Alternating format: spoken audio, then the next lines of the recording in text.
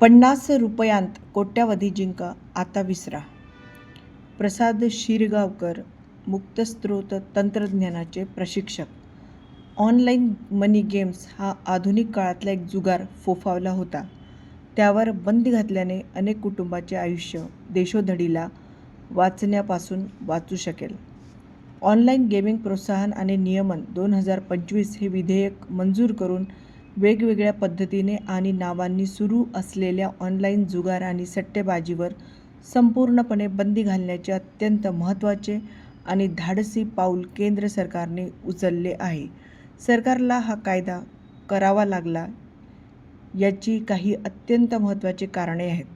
गेल्या काही वर्षांमध्ये झालेल्या मोबाईल आणि इंटरनेट क्रांतीमुळे देशभरातल्या कोट्यावधी लोकांच्या हातात मोबाईल्स, कॉम्प्युटर्स आणि इंटरनेट सहज उपलब्ध झाले. या साधनांचा वापर खूप मोठ्या प्रमाणावर गेम्स खेळण्यासाठीही केला जातो. लहान मुलांपासून ते वयोवृद्ध माणसांपर्यंत कोट्यावधी लोक वेगवेगळ्या प्रकारचे गेम्स खेळत असतात. यातले काही केवळ मनोरंजन म्हणून खेळले जातात. काही गेम्स हे त्यात येणाऱ्या स्पर्धात्मकतेमुळे आणि त्यातून मिळणाऱ्या ऊर्जेमुळे खेळले जातात. काही गेम्स हे माहिती किंवा ज्ञान मिळविण्यासाठी खेळले जातात. काही कौशल्यांचा विकास करण्यासाठी खेळले जातात, तर काही गेम्स हे सट्टा लावून पैसे कमावण्यासाठी खेळले जातात. या ऑनलाईन गेम्सची भारतातली संपूर्ण बाजारपेठ सुमारे 25,000 कोटी रुपयांची आहे. या बाजारपेठेवर, या क्षेत्रावर सरकारचं कोणतंही नियंत्रण आजवर नव्हतं. या क्षेत्रासाठीचे कोणतेही नियम अस्तित्वात नव्हते. ऑनलाईन गेमिंग क्षेत्रामधल्या, विशेषतः ऑनलाईन जुगार खेळायला प्रवृत्त करणाऱ्या ॲप्सचा गेल्या काही वर्षांमध्ये सुळसुळाट झाला होता. गेल्या काही वर्षांमध्ये त्यांच्या एकूण टर्न ओव्हरमध्ये अत्यंत झपाट्याने वाढ झाली होती. टीव्हीवर क्रिकेटची मॅच बघताना आपण फक्त ₹50 लावा आणि कोट्यावधी रुपये जिंका या प्रकारच्या जाहिराती बघत होतो. तो या ऑनलाईन जुगार खेळायला प्रवृत्त करणाऱ्या ॲप्सचा एक भाग. प्रत्यक्षात खेळल्या जाणाऱ्या वेगवेगळ्या खेळांवर आधारित असे व्हर्च्युअल गेम्स तयार करणे आणि त्यात लोकांना सट्टा लावायला लावणे, अशा प्रकारची ही ॲप्स होती.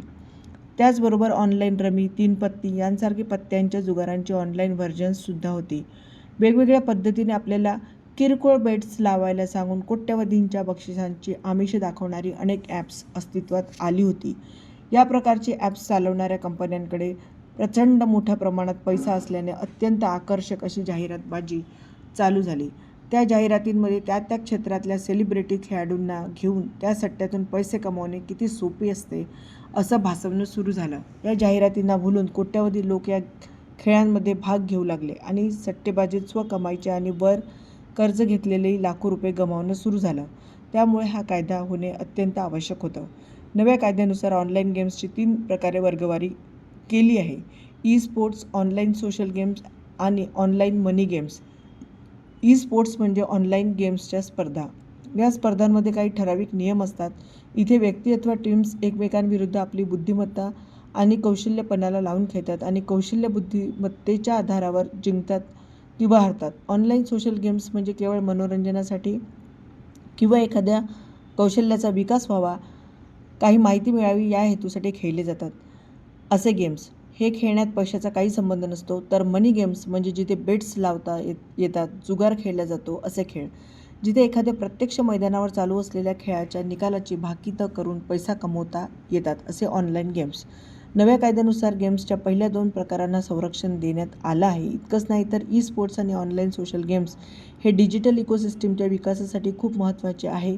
आपल्यालाही मनोरंजन आणि कौशल्य विकासासाठी महत्त्वाचे आहे हे लक्षात घेऊन त्यांची वाढ होण्यासाठी प्रोत्साहन दिलं गेलेलं आहे. मात्र ऑनलाईन मनी गेम्स हे जुगार आहे हे जाहीर करून त्यावर पूर्णपणे बंदी घालण्यात आलेली आहे. लेखाच्या सुरुवातीला मी हे सरकारचं अत्यंत महत्त्वाचं व धाडसी पाऊल आहे असं म्हटलं. महत्त्वाचे यासाठी की जुगाराचा नाद हा व्यक्तीसाठी आणि त्याच्या कुटुंबासाठी अत्यंत घातक असतो हे आपल्याला महाभारत काळापासून माहीत आहे. जुगाराच्या नादामुळे व्यक्ती आणि तिचं कुटुंब आयुष्य अक्षरशः देशोधडीला लागू शकतं. तरीही गेली हजारो वर्षे वेगवेगळ्या प्रकारचे जुगार हे सतत नव्याने आपल्यासमोर येत असतात. ऑनलाईन मनी गेम्स हा आधुनिक काळातला एक जुगार गेली काही वर्षे फोफावला आहे. त्यावर बंदी घातल्याने अनेक कुटुंबांचे आयुष्य देशोधडीला लागण्यापासून वाचू शकेल. म्हणून हे पाऊल महत्त्वाचं आहे आणि धाडसाचं यासाठी की या जुगारातून हजारो कोटींची उलाढाल होत असते. त्यातून सरकारला शेकडो कोटींचा महसूल मिळत असतो. देशातल्या लक्षावधी नागरिकांच्या आयुष्याची जुगारामुळे होऊ शकणारी धूळधाण थांबवण्यासाठी आपल्या महसुलावर पाणी सोडण्याचं धाडस सरकारने केले आहे. प्रसाद क्षीरगावकर, लोकमत.